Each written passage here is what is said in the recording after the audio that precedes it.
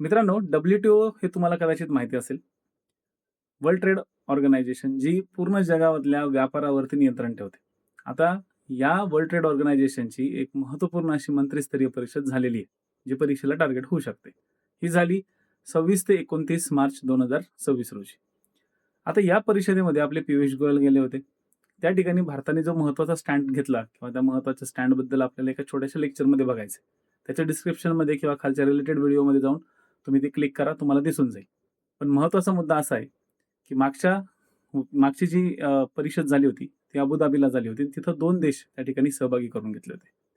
त्या 2 देशांची नावं तुम्ही मला कमेंटमध्ये सांगा आणि सगळ्यात इम्पोर्टंट आणखी एक महत्त्वाची गोष्ट, ती म्हणजे पहिली परिषद जी झाली होती, मिनिस्ट्रियल कॉन्फरन्स म्हणजे WTOची स्थापना 95ला झाली बघा.